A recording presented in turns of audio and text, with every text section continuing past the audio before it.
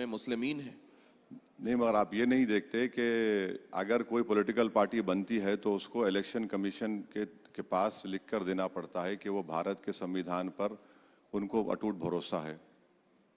आप ये भूल जाते कि शिवसेना हो गई, एनसीपी हो गई, बीआरएस है, अकाली दल है, ऐसे कई पार्टियां हैं। मगर इलेक्शन कमीशन में पार्टी के रजिस्ट्रेशन के लिए जो फॉर्मेट है वो ये है कि भारत के संविधान पे आपको अटूट भरोसा रखना पड़ेगा। क्या आपका मतलब, जब आप बात करते हैं हिंदुस्तान की, तो आपका झुकाव मुसलमानों की तरफ ज्यादा होता है? क्योंकि परसेप्शन यही है। नहीं, भारत में मुसलमान कोई मार्स से तो नहीं आए ना। नहीं, लेकिन एक तरफ पड़ला क्यों झुका रहे? बराबरी का क्यों ना रहे? नहीं, चांद से तो नहीं आए, इसी जमीन के हैं।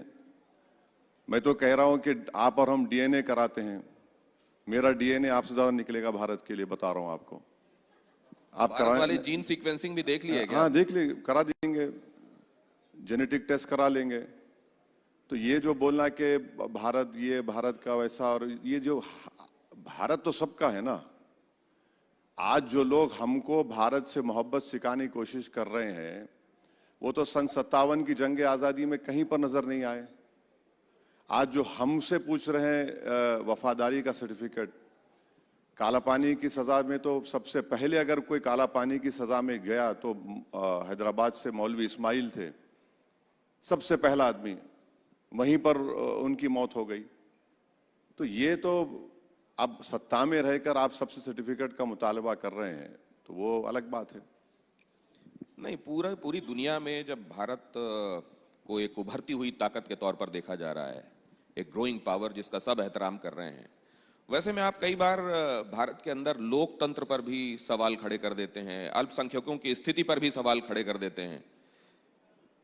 जमीनी हकीकत क्या है? वो छवि जो भारत की दुनिया भर में बन रही है या जिसका जिक्र आप करते हैं वो? तो पहले आपका सवाल में दो पार्ट हैं। पहला पार्ट का जवाब देता हूं। अमेरिका का डिप्टी सेक्रेटरी भारत में आके बोलता है कि हम भारत को चाइना की तरह उठने नहीं देंगे। कौन है भाई गोरी चमड़ी वाला जो भारत में आकर बोलता उठने नहीं देंगे? उसके बाप का भारत है जो यहां पर आकर बोलकर चला गया और हम लोग कुछ बोल नहीं सके उसके बारे में। हम भीख मांग रहे हैं अमेरिका से कि हमको 30 दिन का वेवर दे दो, हम ऑयल खरीदेंगे। ये भारत है जिसकी आप बात कर रहे हैं। ईरान में गड़बड़ हो गई तो आपने कह दिया कि ठीक है अब आप खरीद लो रशिया से ऑयल। कौन है भाई वो बोलने वाला हमको हम रशिया से ऑयल खरीद लें? आप बताइए कि कहां गया हमारी गीरत, हमारा हमियत, कहां गई सब चीजें? ये इस पर कोई ने कुछ नहीं बोलता। हम पांच दिन के बाद ईरान पे हमला हुआ, 5 दिन के बाद हम लोग जाकर कंडोलेंस देते हैं। आज हम ईरान से बोल रहे हैं कि भाई हमारे 2 शिप 3 शिप छोड़ दो। पाकिस्तान, बांग्लादेश, जापान, चाइना को तो डायरेक्ट उनके कश्ती निकल जा रही है, हमारी नहीं निकल रही है। शायद होगा 4-5 दिन के अंदर। ट्रंप हमको बोल दिया 2018 में ईरान से ऑयल मत लो। आपको मालूम यूको बैंक में 60,000 करोड़ हमने जमा करवाए थे। ईरान से हम ऑयल ले रहे थे और ईरान यहां से पैसों को लेकर नहीं जा रहा था, यहां से सामान खरीदकर भारत से लेकर जा रहा था। आज हम वो भी नहीं, हमने ट्रंप बोला गोरी चमड़ी वाला कि हम, ट्रंप ने कह दिया कि आप मत खरीदो रशिया से, हम नहीं खरीदेंगे। ट्रंप ने कह दिया खरीद लो, हम खरीद लेंगे। नुकसान किसको हो रहा है? आज आप देख लीजिए, आज हम बासमती चावल हमारा पोर्ट में अटका हुआ है। फ्रूट जो जाते थे रमजान में गल्फ को, वो नहीं जा पा रहे हैं। आज हमारी कश्तियों को अफ्रीका से जाना पड़ रहा है, इंश्योरेंस उनका बढ़ गया है। तो फिर आप बताइए फिर कैसे होगा ये? और दूसरी बात, अब आपका सवाल का दूसरा हिस्सा, मेरे को एक बात बताइए, उत्तम नगर में क्या मुसलमानों को ईद मनाने के लिए हाईकोर्ट जाना पड़ता है? उत्तम नगर में आप घटनाओं का सामान्यीकरण नहीं करते? सुन तो लीजिए, अरे सुन तो लीजिए। दूसरी बात, आपने बात की वहां पर कश्ती में बच्चों ने रोजा खोला। एक वीडियो तो दिखा दीजिए टीवी 9 पर कि उन्होंने हड्डी डाली है पानी में। और कौन सा कानून है जो कहता है कि खाना नहीं खाना? और जो पूरा सूरज आकर गंगा में गिर रहा है उस पर आपके मजहबी जज्बात को तकलीफ नहीं होती? अच्छा, मेरे मजहबी जज्बात क्या क्या होगा? मैं भी रोजा रहता हूं, क्या मैं कह रहा हूं कि सबसे कुछ खाना मत खाओ, कुछ पानी मत पियो, क्योंकि मेरी आस्था है? मैं तो ये नहीं कह रहा हूं ना किसी से। नहीं, लेकिन आप आपने ये पहले दो चीजों नहीं को नहीं, सुनिए, आपको तो पहले बोलना नहीं चाहिए था कि मैं ये सब कर रहा हूं, पर आपने बोल दिया। मगर मैं आपसे ये तो नहीं कह सकता ना कि सर आप जब तक दिन आप मेरे सामने पानी मत पीजिए।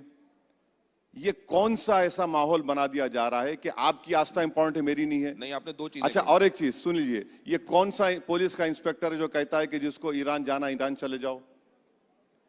सुप्रीम कोर्ट के जज ने कहा कि उनकी बेटी की दोस्त मुसलमान थी, उसको घर नहीं मिलता है।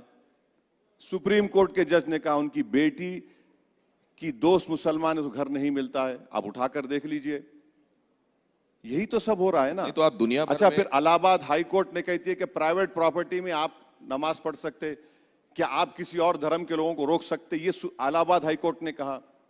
इन शॉर्ट ये बता रहा हूं कि ये हाल देश का है। मैं ये कह रहा हूं आपसे कि आप घटनाओं का सामान्यीकरण क्यों करते हैं? कुछ एक घटनाओं को आप ये क्यों कहते हैं कि ये तो पूरे कुएं में भांग घुली हुई है? कुछ एक घटनाओं के आधार पर आप ये कह सकते हैं क्या? आप देखिए बाकी जगहों पर मुसलमानों की स्थिति देखिए, भारत में उनकी स्थिति देखिए, कि आपको ये फर्क समझ में नहीं आता? नहीं, क्या मैं क्या कोई किराएदार हूं यहां पे? वहां क्या हो रहा है, यहां क्या हो रहा है, मुझे क्या करना है? मैं देश का हूं ना, देश मेरा है, मैं देश की बात करूंगा। आप मुझे क्यों ले जाकर मिलाते दूसरी जगहों से? मेरे अब्बा दादा तो वहां से नहीं लॉ आए। एंड ऑर्डर वाली सिचुएशंस में भी वो जो हिंदुओं से जुड़े हुए मसले होते हैं उनमें आप उतने मुखर नहीं होते हैं।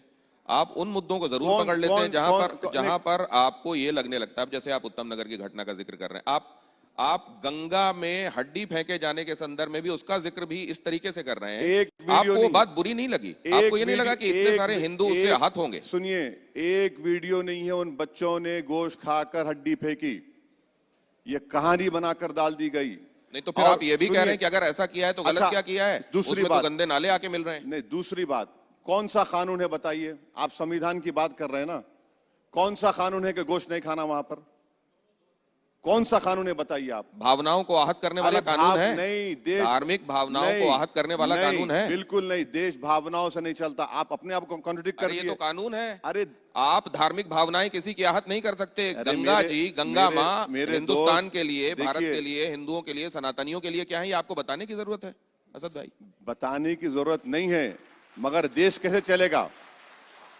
देश कैसे चलेगा? मेरी भावना क्या क्या होगा? रमजान के 30 दिन में रोजा था तो शराब की दुकानें बंद नहीं की आप। तो आप ये कह रहे हैं कि अगर ए- हड्डी एक- फेंकी भी एक- गई तो सही किया गया? सुनिए एक मिनट, इस क्यों शराब की दुकान आपने बंद नहीं की? क्योंकि शाम में 7 बजे आपको पीना है, वरना नहीं पिए तो आपका मूड आउट हो जाता है। क्या मैंने कहा कि शराब की दुकानें बंद कर दो?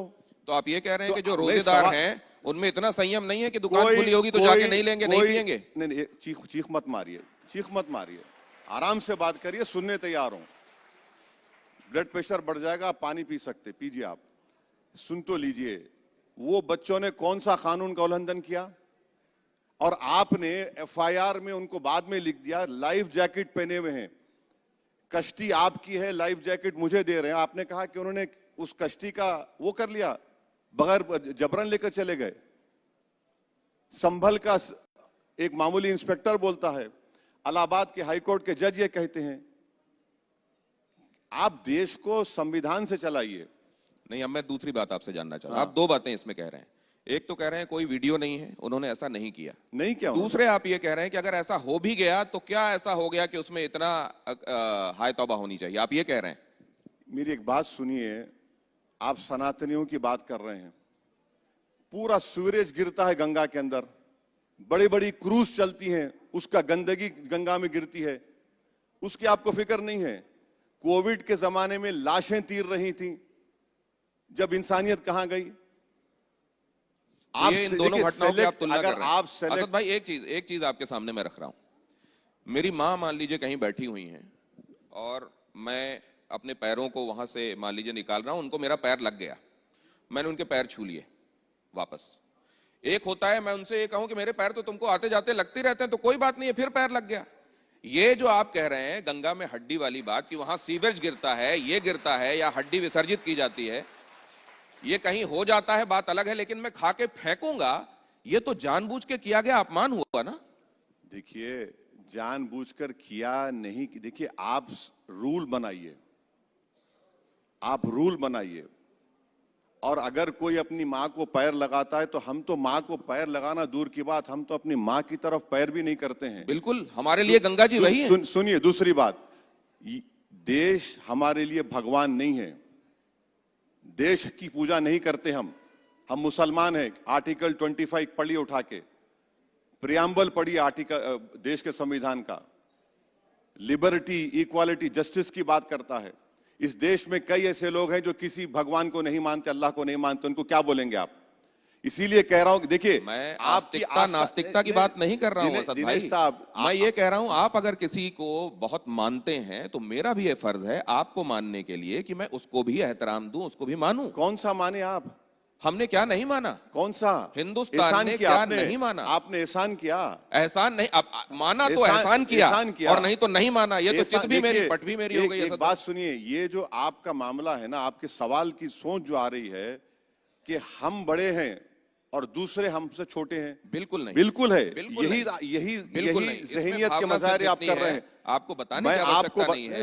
देखिए, संविधान इस देश के लिए क्या है आपको बताने की आवश्यकता नहीं है असद भाई। क्या उसमें यह कहना कि उसमें अगर मान लीजिए कहीं कोई सीवरेज गिर रहा है, उसकी आलोचना होनी चाहिए। हाँ। उसमें हड्डी तो विसर्जित किए जाने की भी आलोचना नहीं। अगर आपकी लॉजिक को मान लिया जाए तो आपकी मां पर सूरज गिरता रहे और आपको तकलीफ ना हो, आपकी लॉजिक को मान लिया जाए, उसी तकलीफ के लिए ये, और आपको तकलीफ नहीं हो रही, प्रयास किए जा रहे हैं। और आपको ये भी मालूम होगा, आपकी लॉजिक ये है कि आप सुनिए, आपकी लॉजिक ये है कि आपकी मां पर सूरज गिरता जाए, आपको तकलीफ ना हो। बिल्कुल तकलीफ, अगर अनजाने में पैर लगा, मैं वही कह रहा हूं, पैर का नहीं, गंदगी गिर रही है, गंदगी गिर, आपको तकलीफ नहीं हो रही है। अच्छा, मुबारक हो। अब ये जरा देखिए, दो चीजें कही जा रही हैं कि वहां पर सीवरेज का गिरना ये भी आपके लिए तकलीफ दे होना चाहिए, बहुत ज्यादा तकलीफ दे होना चाहिए। बात बिल्कुल सही है, होना चाहिए।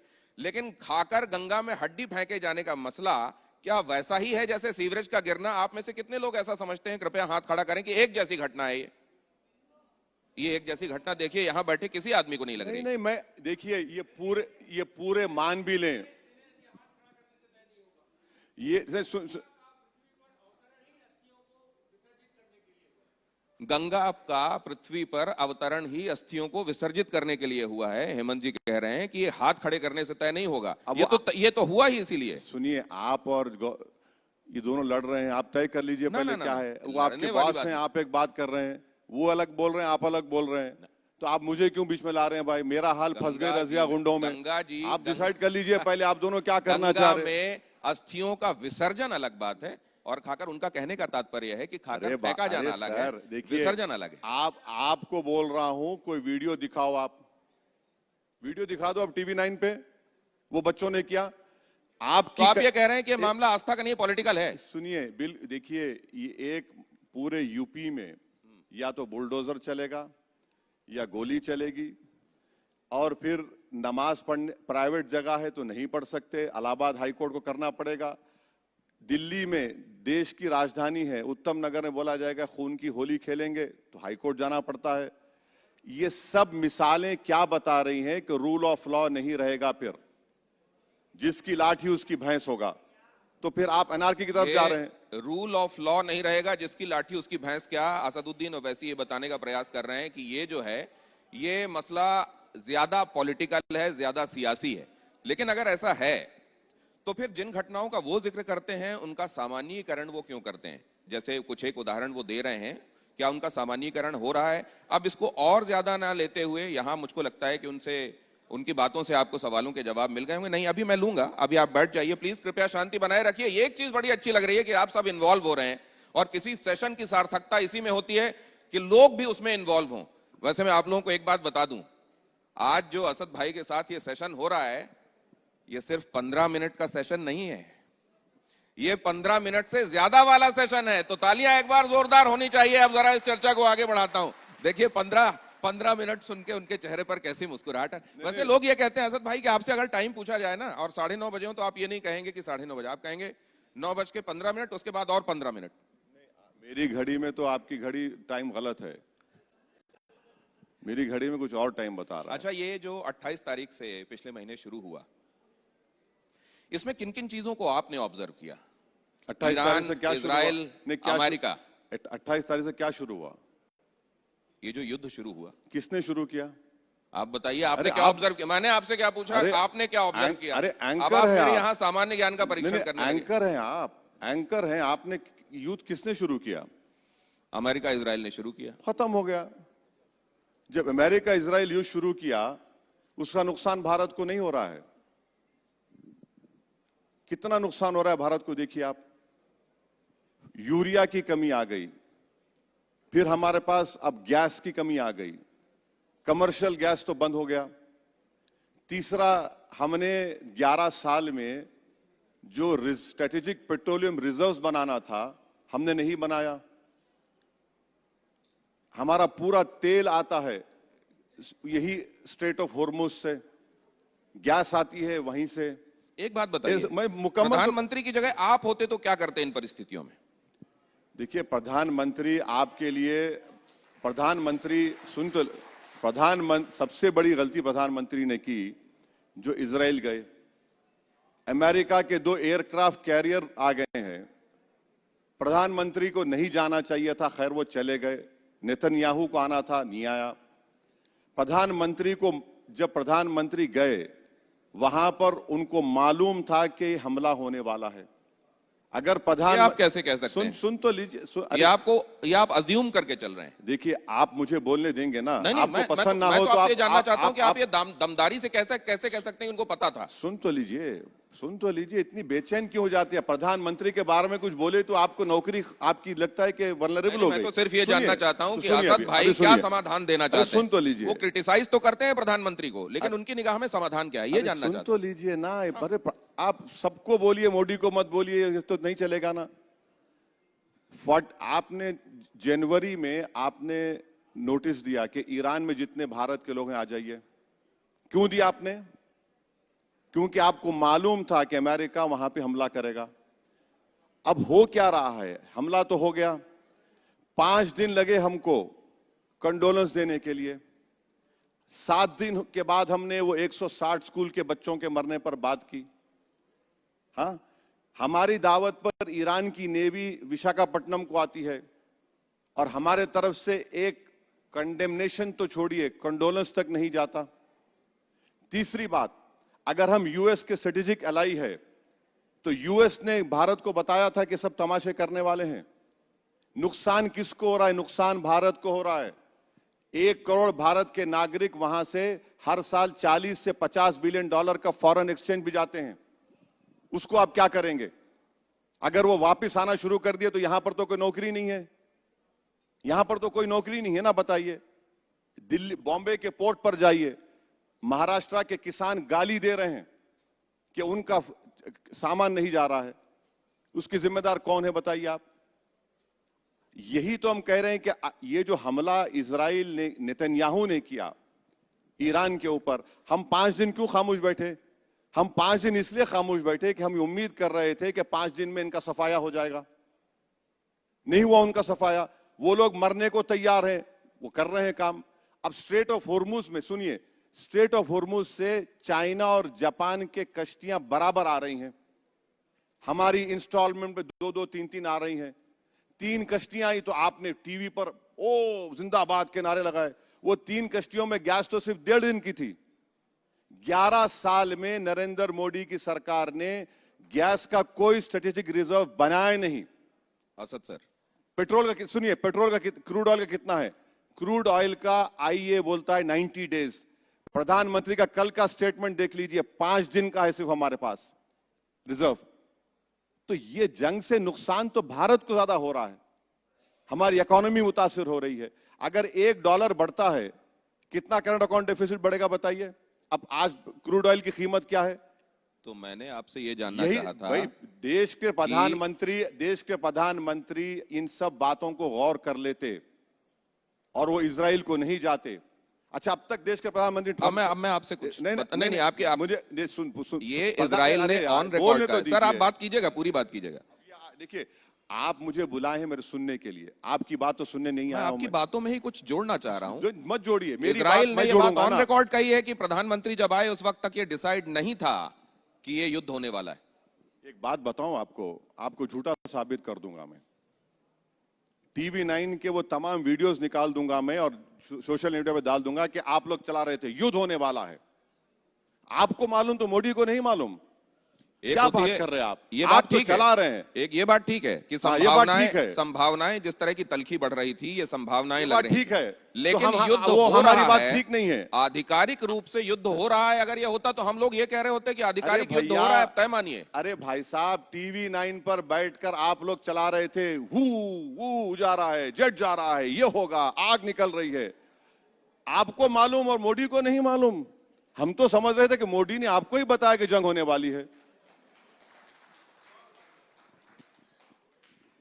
तो अब मैं आपसे, चलिए, मुस्कुरा तो दिया आप। नहीं, मैं मुस्कुरा भी दिया और ये भी जानना चाह रहा हूं असद भाई कि आपने देखा ये जो जंग हुई, इसमें जंग अरब चल देश, रही है अभी। हाँ, और अफसोस की बात यह है कि पाकिस्तान में बैठकर उसकी जंगबंदी की बात हो रही है।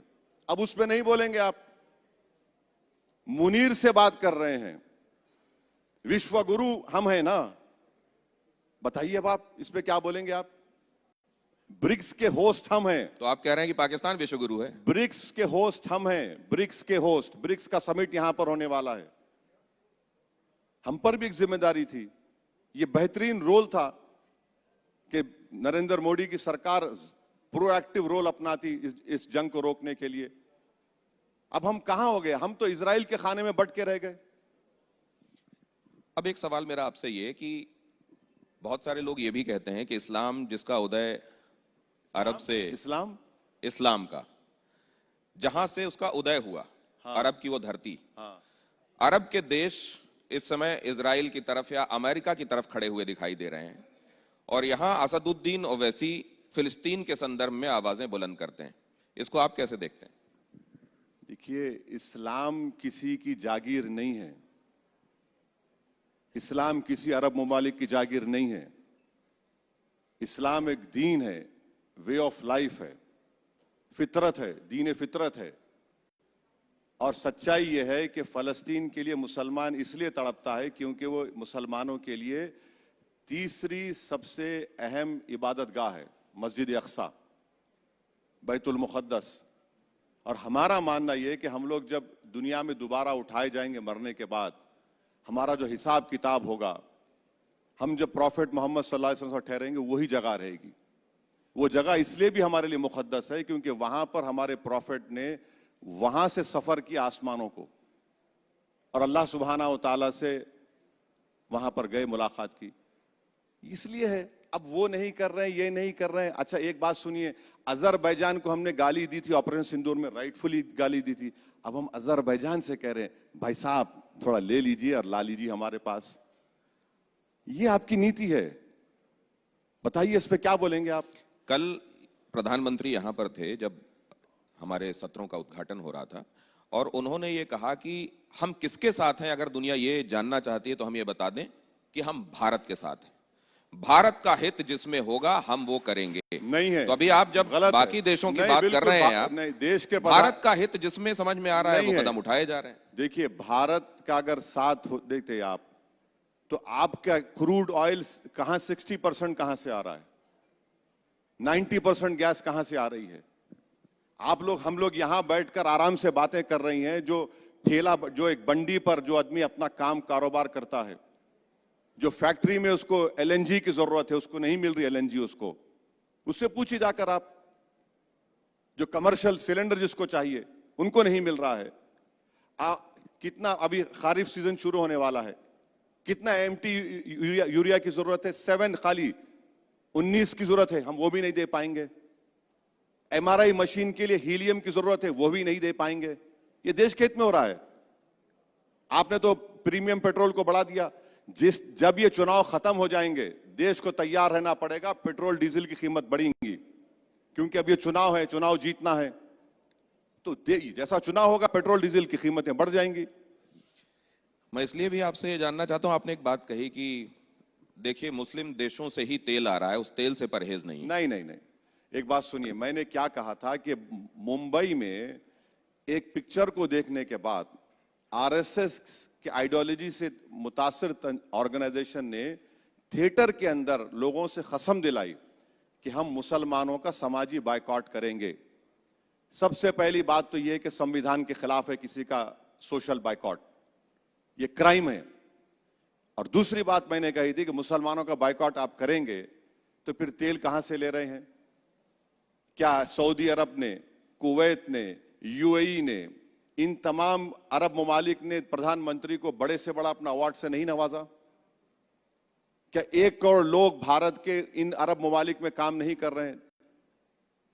$50 बिलियन का फॉरेन एक्सचेंज आता है भारत को, सब सेकंड हाईएस्ट। आप ये भी नहीं देख रहे हैं। आप ओवैसी से नफरत करो, मगर उन लोगों को क्या पैगाम दे रहे हैं आप बताओ? यह बोल रहा हूं, संविधान के खिलाफ है पहले तो सोशल बायकॉट करना।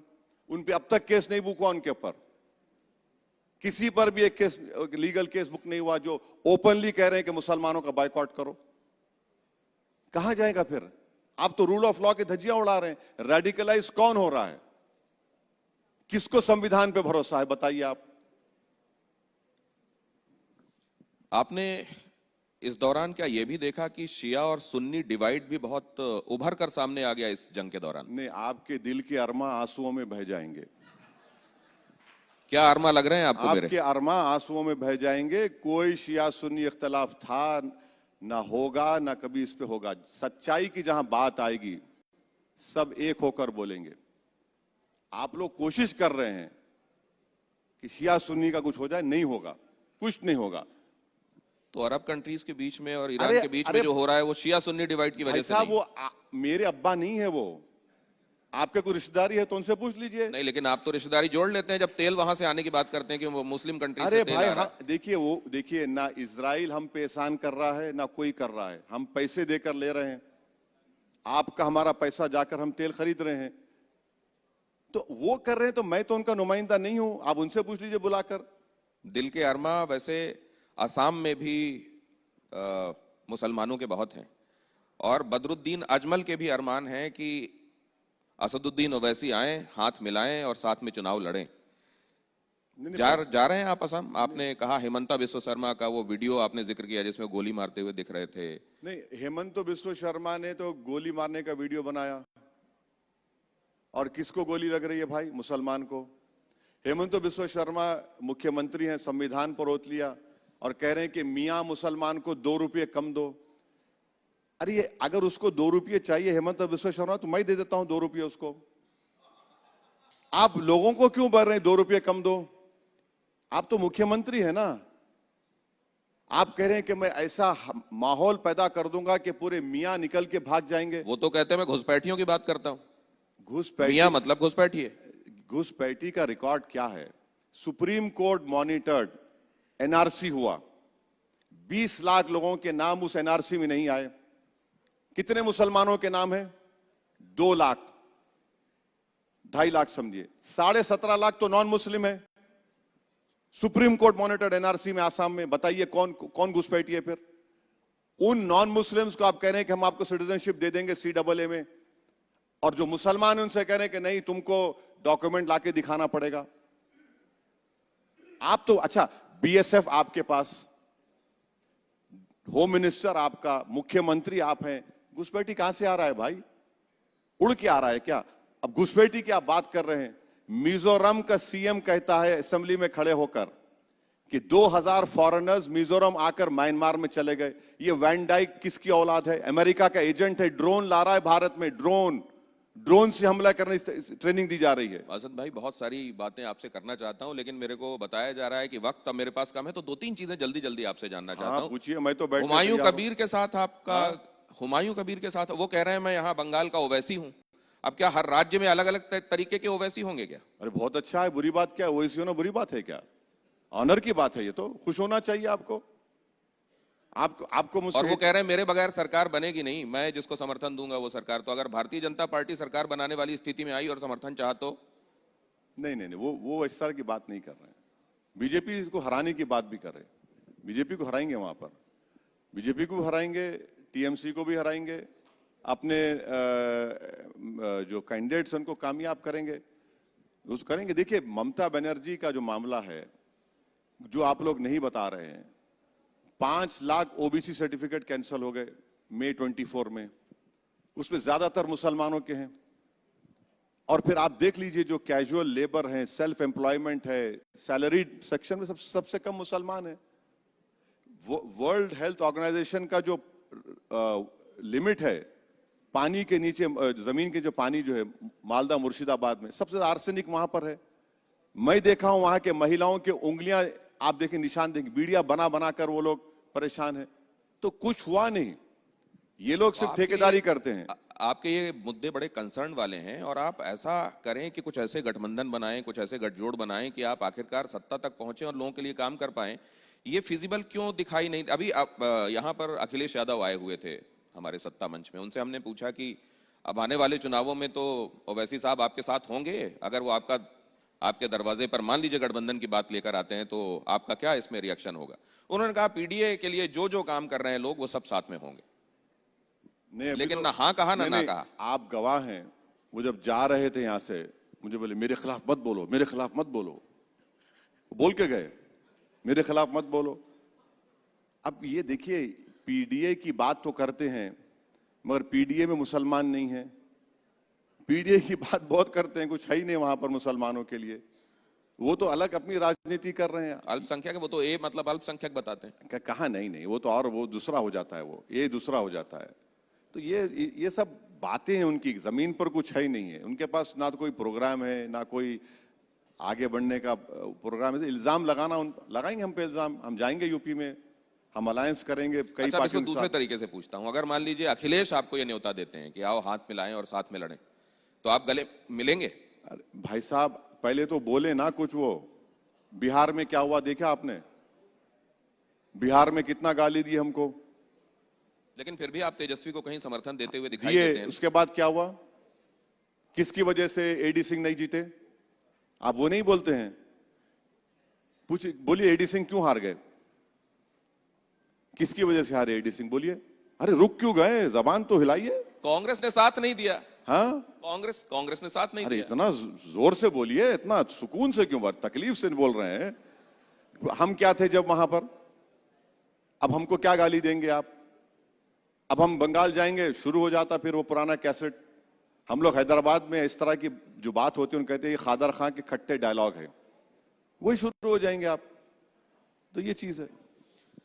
तो अब तो चुनाव आगे हैं, बंगाल सामने है, आपसे बातचीत होती रहेगी। आज आपने वक्त निकाला, इसके लिए बहुत शुक्रिया। Thank you. तो आपने देखा जुबा में असर, दिल में तूफान रखते हैं, अकेले खड़े हों तो भी हजारों की शान रखते हैं। बहुत धन्यवाद हमसे आज वक्त साझा करने के लिए। लेकिन अभी आप मंच पर रहिए क्योंकि आपका स्वागत बाकी है। और जी सुमेरा, और मैं गुजारिश करूंगी विक्रम जी से, सीईओ TV9 ग्रुप, वो आकर आपको सम्मानित करेंगे वैसे साहब।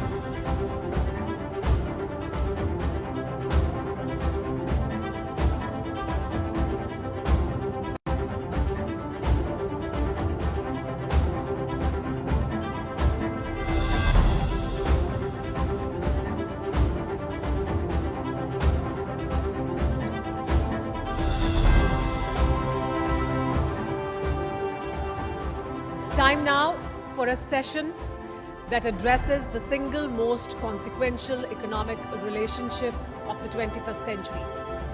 As India accelerates towards its